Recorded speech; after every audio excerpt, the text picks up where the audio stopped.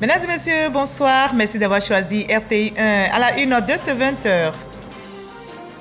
Marie-Thérèse Houphouët-Boigny, épouse du père fondateur de la Côte d'Ivoire moderne, a été élevée à la dignité de grand officier dans l'ordre national. Elle a été distinguée hier 18 octobre, date anniversaire de la naissance de son époux, Félix Houphouët-Boigny. La première dame ivoirienne, Dominique Ouattara, y était.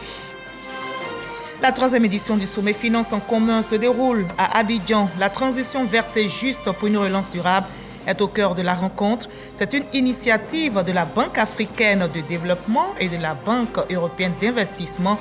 L'enjeu est de favoriser l'émergence d'une réponse mondiale face aux défis de la planète. La Côte d'Ivoire préside le G24, c'est le groupe intergouvernemental des 24 pour les questions internationales et le développement.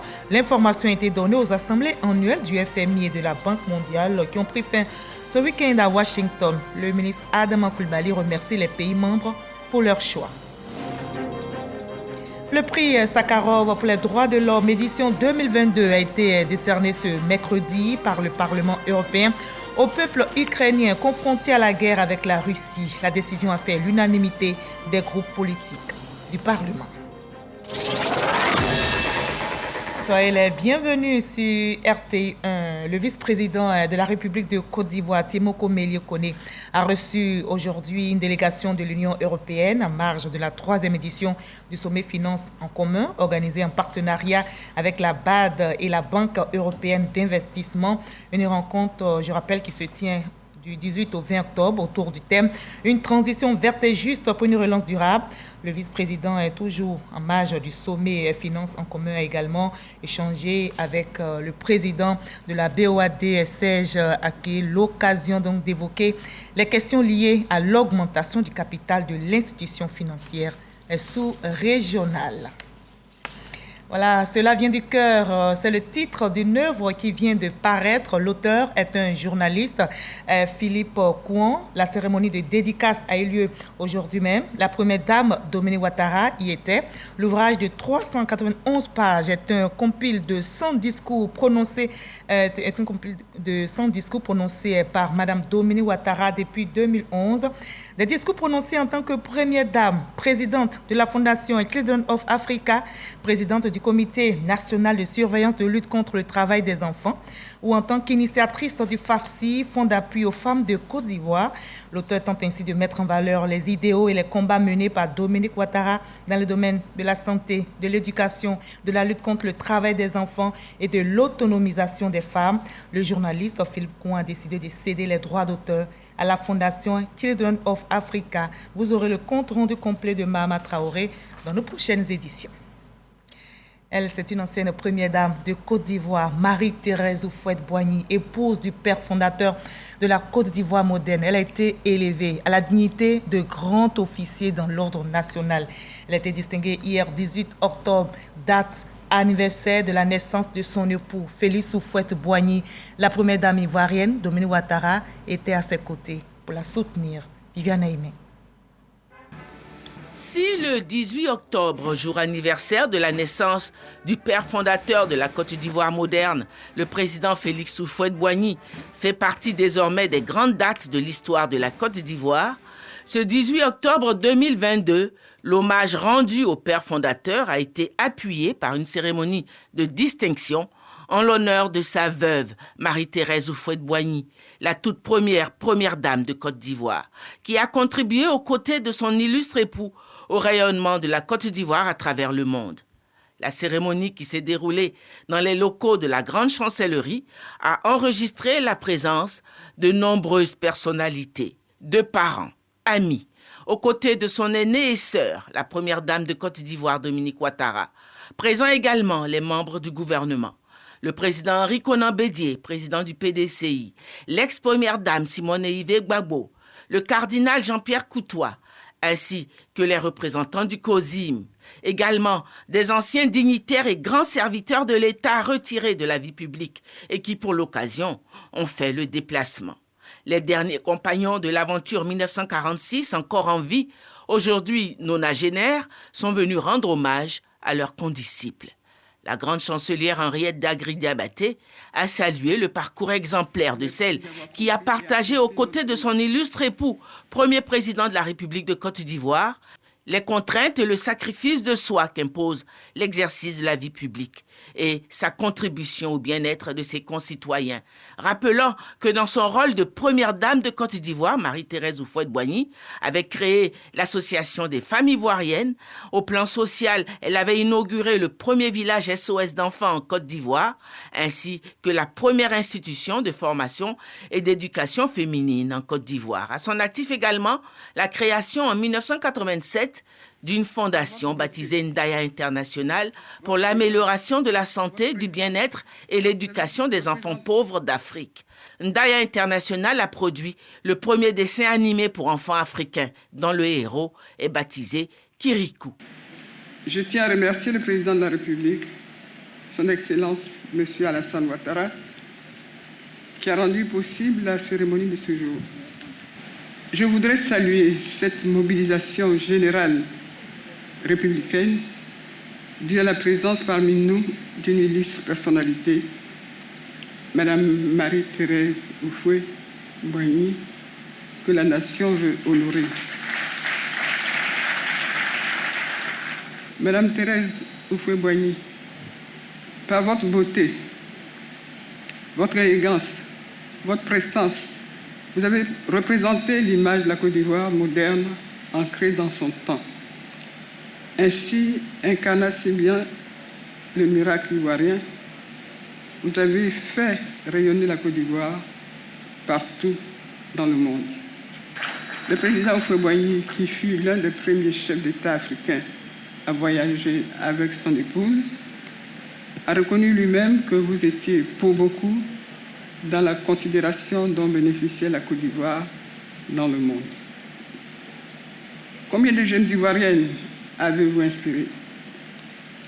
Pour combien d'Ivoiriennes sur plusieurs générations représentez-vous le modèle à suivre? Vos mérites ne s'arrêtent pas là. L'une des toutes premières, vous avez su donner corps et sens au lourd titre de première dame. Il n'était pas si courant à l'époque qu'une épouse de chef d'État, africain surtout, s'intéresse à des sujets sociaux et sociétaux.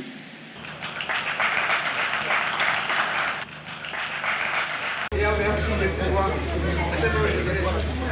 nous vous élevons à la dignité de grand officier de l'ordre national.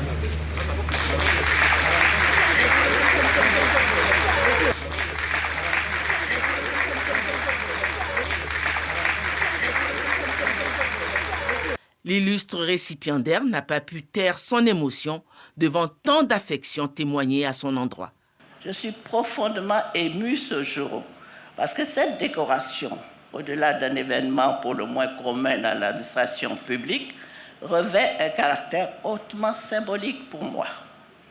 En effet, tout le monde le sait, mon époux, Félix Houphouët-Boigny, est né un 18 octobre. C'est donc cette date chère à mon cœur que vous avez choisi pour m'honorer en m'élevant au plus haut grade de la distinction des honneurs républicains.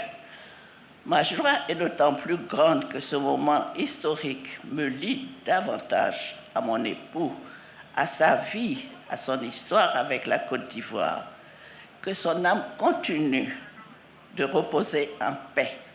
Je voudrais que vous me puissiez m'autoriser à vous parler avec mon cœur. C'est un moment que plusieurs personnes attendent depuis de nombreuses années. Je sais que nombre d'entre vous se demandaient ce que je devenais, si j'avais encore la force physique et la lucidité vu mon âge avancé. C'est en effet ce peut dire que je suis encore jeune. Mais grâce à Dieu, grâce à vous tous, je me porte bien. Et grâce aux efforts des différents présidents qui se sont succédés, je n'ai manqué de rien. Le président Henri Konan-Bédié m'a soutenu pendant tout mon veuvage. Le président Laurent Gbagbo pour les années qui suivirent et bien sûr le président Alassane Ouattara jusqu'à ce jour. Merci donc à vous tous. Merci pour le respect de vos engagements et merci pour votre délicate attention à mon égard. Mesdames et messieurs, illustres invités, ma joie est très grande ce jour. Mon cœur se réjouit de voir tous rassemblés en ce lieu. C'est la Côte d'Ivoire que j'aime voir. Celle qui rassemble, celle qui incarne l'union et la paix dans la diversité, à l'exemple de cet événement qui nous réunit aujourd'hui. J'ai suivi avec beaucoup d'attention, parfois une profonde tristesse, tous les éléments politiques qui se sont succédés depuis maintenant 3 décennies. Je constate cependant que la Côte d'Ivoire avance avec une grande silicience. La Côte d'Ivoire se construit et la Côte d'Ivoire transcende les difficultés. Sans parti pris, mon sage conseil est que vous soyez tous épris de paix. Laissez-vous porter par la tolérance et le pardon pour garantir la stabilité durable dans notre chère nation. Une série de photos avec la première dame de Côte d'Ivoire, puis avec les personnalités, amis et parents, a immortalisé ce mémorable événement. Voilà, et la belle Côte d'Ivoire de Félix Houphouët-Boigny, unie au travail, abrite la 3e édition du sommet Finance en commun. La transition verte et juste pour une relance durable est au cœur des échanges qui se déroulent en présentiel et en visioconférence. L'initiative est de la Banque africaine de développement et de la Banque européenne d'investissement. L'enjeu est clair, construire une nouvelle coalition d'acteurs qui favorisera l'émergence d'une réponse mondiale face aux défis de la planète. Alexis Ouedraogo. Abidjan, capitale de la finance climatique. Ce mercredi, en présence du Premier ministre Patrick Hachi, plus de 600 banques publiques de développement du monde entier sont réunies pour renforcer la transition verte et juste pour une relance durable. Les réflexions vertes pour 48 heures permettront d'aborder l'importance du financement en commun pour faire face aux défis de l'heure. C'est tout l'objet central, essentiel, vital de ce sommet, qui ne doit pas être un sommet de plus. Un sommet vague, un sommet de paroles et de promesses, mais un sommet d'engagement, un sommet d'actes, un sommet de courage et d'audace. Face à la crise socio-économique mondiale, le sommet veut construire une coalition nouvelle d'acteurs et créer une dynamique qui favorise une réponse collective, tout en répondant aux besoins les plus pressants des pays en développement. Je voudrais souhaiter que les conclusions de ces assises renforcent davantage le processus de développement de notre continent, celui de la Côte d'Ivoire en particulier, en accélérant la mise en œuvre des actions de transformation économique et sociale initiées par le gouvernement de son Excellence M. Patrick Hachi, Premier ministre. À la veille de la COP27, il faut des approches concrètes à la crise énergétique mais aussi alimentaire, combler le déficit mondial de financement de 2500 milliards de dollars US pour atteindre les objectifs de développement. Notre objectif est de nous mettre ensemble, de construire ensemble et de financer ensemble. Une approche soutenue par le Premier ministre ivoirien qui insiste sur le soutien à apporter au secteur privé, fer de lance de tout développement. L'invention en Afrique des nouveaux modèles de transition, la réussite de l'inclusion sociale, celle notamment de nos femmes et de nos jeunes, viendra principalement des acteurs privés, véritables créateurs de richesses et d'emplois. Ils ont la conscience, l'intelligence et l'énergie pour faire face, soulever les montagnes et forger de nouveaux équilibres. Alors aidons-les. Nous, pouvoirs publics nationaux, et vous, institutions de financement du développement.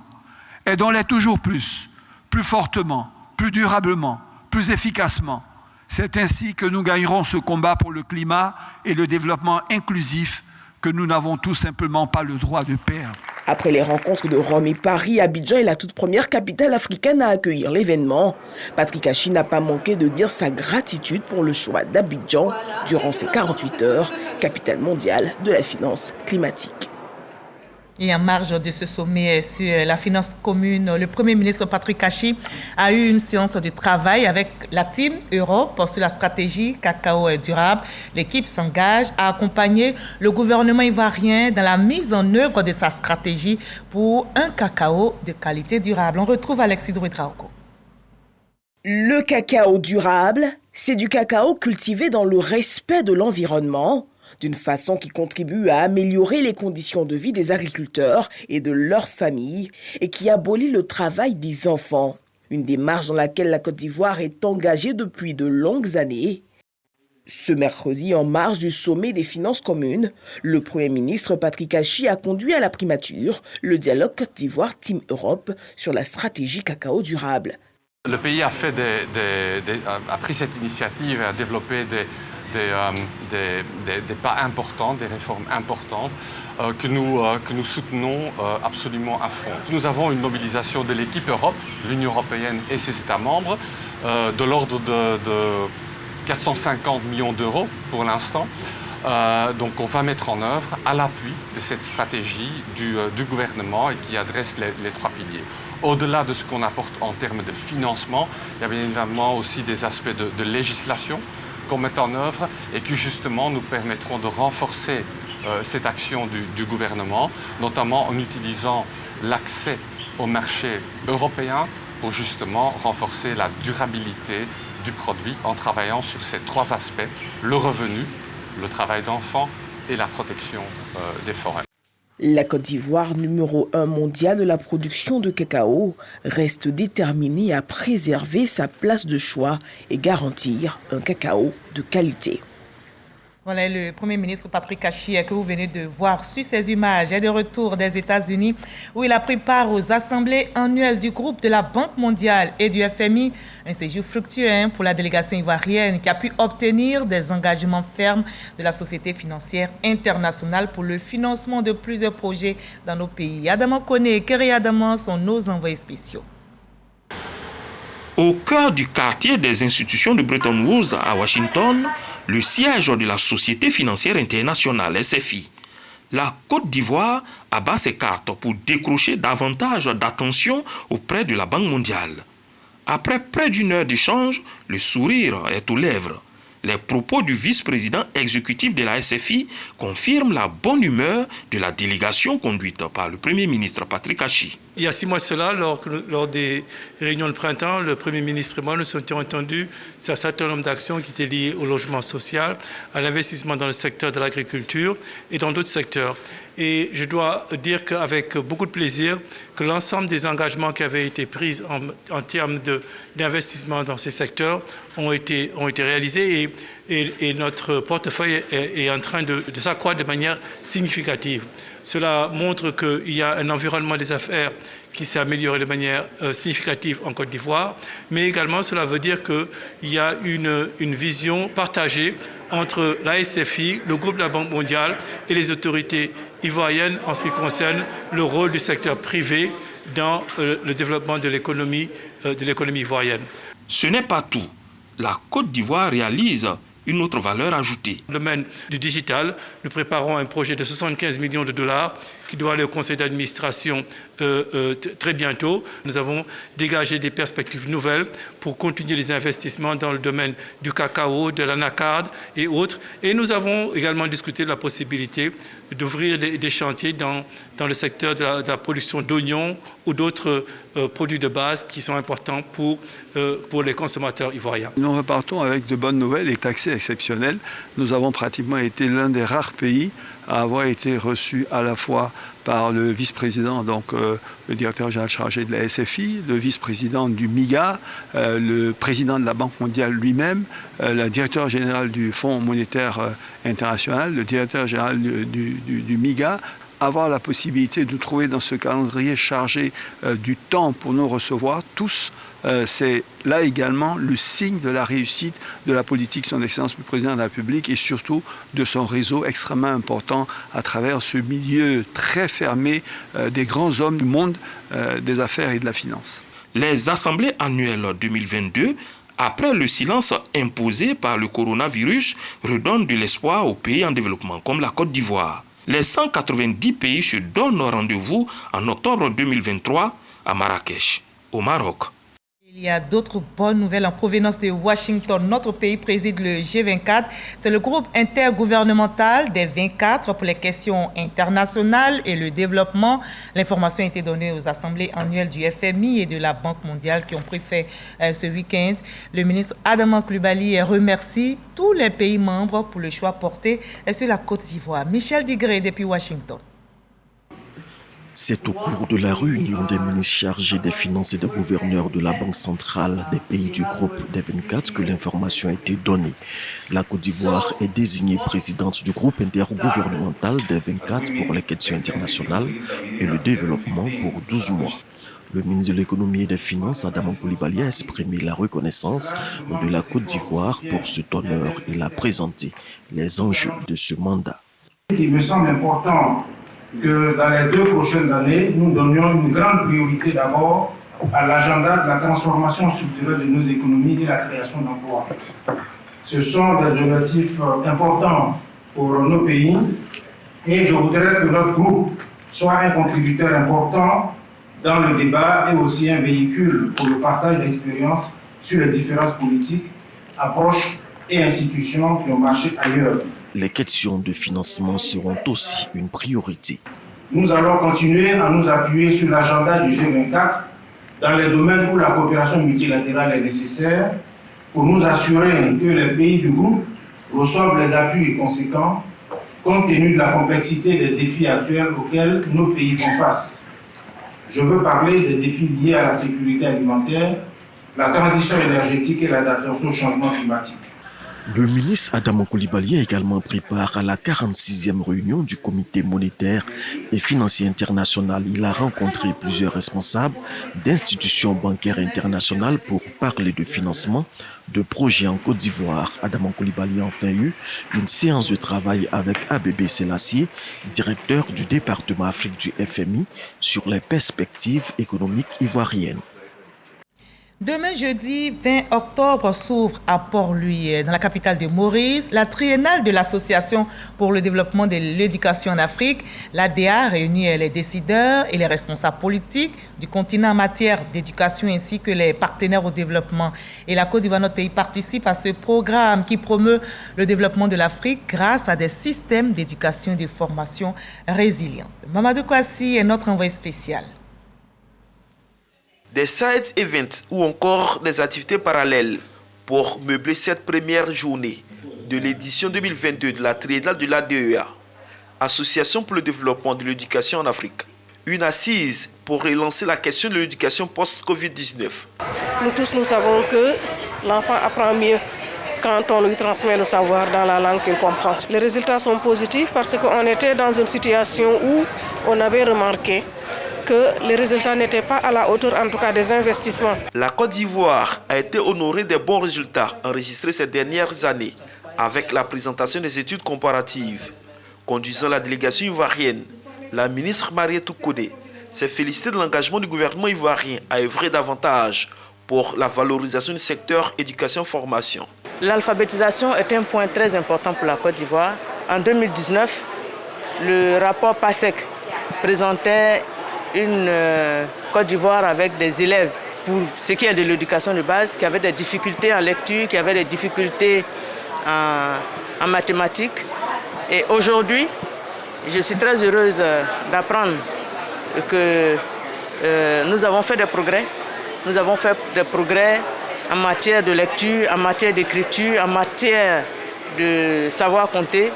Et c'est tout à l'honneur de notre pays. Ce qui veut dire que les évaluations ne sont pas mauvaises. Nous encourageons les évaluations parce que ce sont les évaluations qui permettent de savoir quels sont les problèmes que nous avons, qu'est-ce que nous devons faire pour les corriger.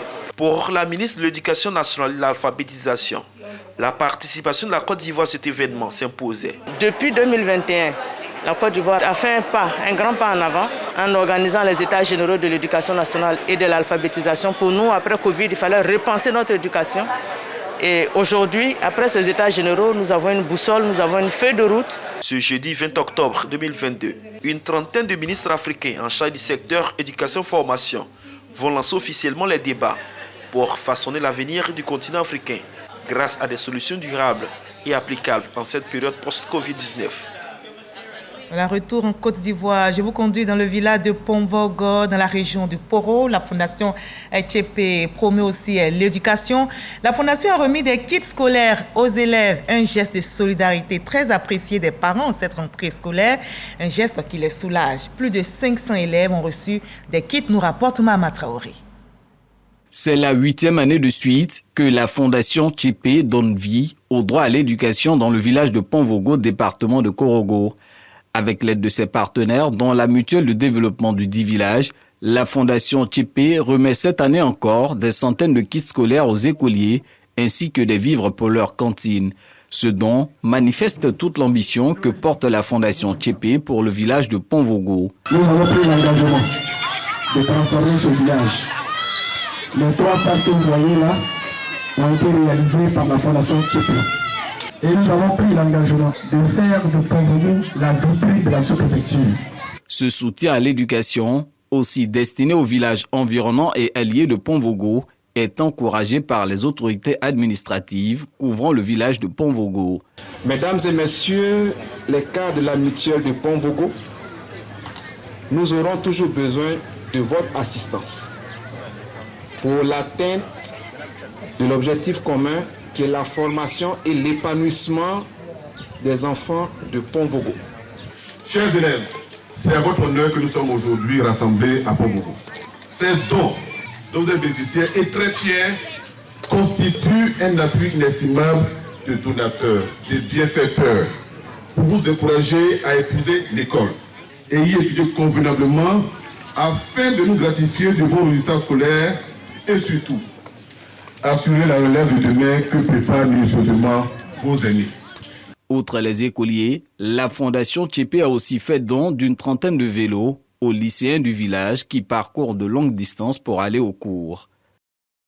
Et on revient sur la fête du Maoulid. La communauté musulmane de la ville d'Alzopé vient de célébrer le Maoulid. Cette fête, il faut le rappeler, a commémoré la naissance du prophète de l'islam. Elle a été célébrée ici en Côte d'Ivoire le vendredi 7 octobre dernier. Et pour l'occasion, Cheikh Ahmed Chérif Aïdara, l'un des grands guides spirituels, a effectué le déplacement depuis le Mali voisin. Il a invité les musulmans à prôner l'amour, la solidarité, le pardon et le vivre ensemble. Pagasore Kone de Mandungi. Ces fidèles musulmans sont venus des différents quartiers de la ville d'Azopé, mais aussi des communes du district d'Abidjan, des villes de l'intérieur et des pays de la sous-région pour prendre part au Maoulid, fête qui commémore la naissance du prophète de l'islam. Cette cérémonie religieuse a vu la présence de Cheikh Ahmed Chérif Aïdara, guide religieux venu du Mali voisin, dont le grand-père a été emprisonné à l'époque coloniale dans cette ville du sud de la Côte d'Ivoire.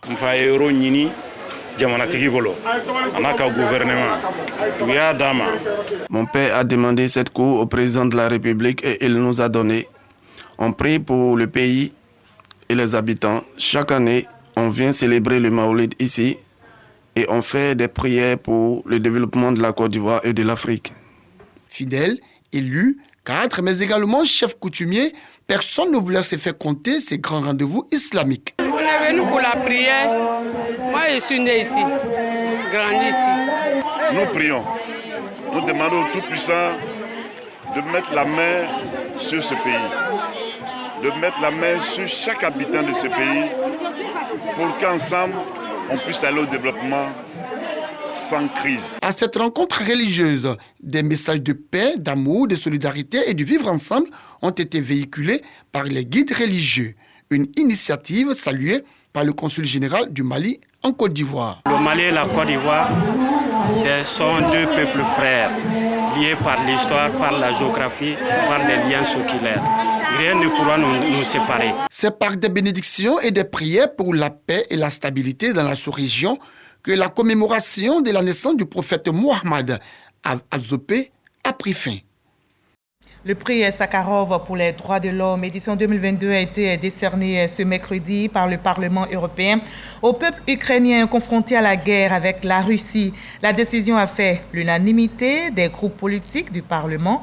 Ce prix, selon la présidente du Parlement européen, est dédié aux Ukrainiens qui se battent sur le terrain, à ceux qui ont été obligés de fuir, à ceux qui ont perdu des proches et des amis, à tous ceux qui résistent et se battent pour leurs convictions. Et point final de ce 20h supervisé par Adam Kone, Jean-Jacques Kwame. Merci à toute l'équipe de réalisation pilotée par Awa Savardogo, Awa Dumondé. Merci à toute la régie là-haut. Surtout à vous de nous avoir suivis. Je vous retrouve demain à la même heure avec le même plaisir. Prenez soin de vous.